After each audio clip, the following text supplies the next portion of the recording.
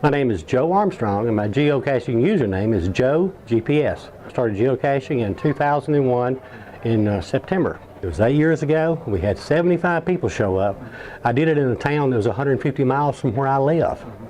And I had a lot of help from Show Me the Cache, Deer Mark and Daggy. Helped me put the first one on. The cost of the first one was less than $100. And we have grown now. It's not your mother's caching event anymore, I promise you. We'd all talked about over the phone about this, about all getting together. Then I came up with the weird solution. Well, why don't we make an event, see if anybody else wants to meet us too? And that's how it got started. But 75 people, for that point of time, even to be at one event, was kind of unheard of. I'm not saying it hadn't happened before, but not in this area. It had never happened. After I got the idea of actually doing an event, I started out with the first annual. And of course, in the second year, I was expected to have a second annual. So the second year, I brought it to Nashville, Tennessee, where I live. So I was able to put it together better. Cost was about 10 times more. And from there, what really picked it up was a group in Florida. Picked it up. They wanted to host the GeoWoodstock there. And first thing that I learned, we have to be sure of the hosts that are going to host GeoWoodstock. That has to be a very caring group. You know, we don't charge anybody any money to host a GeoWoodstock. We want you to give the geocacher the best value for his dollar, to make him happy and put it on the best and biggest event that's so laid back, it looks like nobody's doing anything to make everything flow. It's just naturally there. And we've really been blessed. It's been going that way ever since. And each new host gets to add a new theme. This year was kind of a Hawaii luau kind of thing.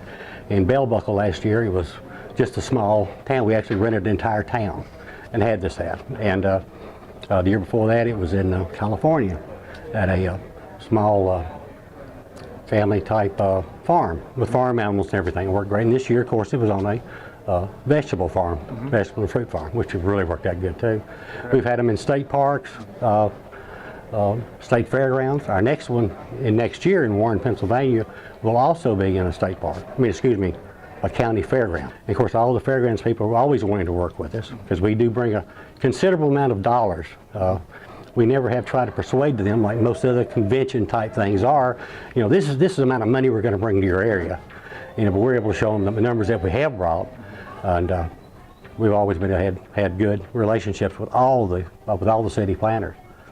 We've also had all the tourism departments work with us great. They're willing to do anything they can to get us to come. It's actually turned into something now that's like, you know, before we were having to beg them to help us, and now they're begging us to help them because they know we can bring it in. Because we've been consistent, our numbers grow larger every year. Even in a depression or semi-depression, our numbers keep growing. You can only take so much fun away from somebody. And people are going to have fun that enjoy a sport this much. It's just great.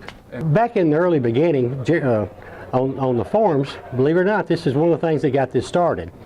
It was Jeremy, a lot of other people, and myself. Of course, Jeremy has all along said, this game is not about the numbers. And I was on the other side saying, sometimes it is about the numbers.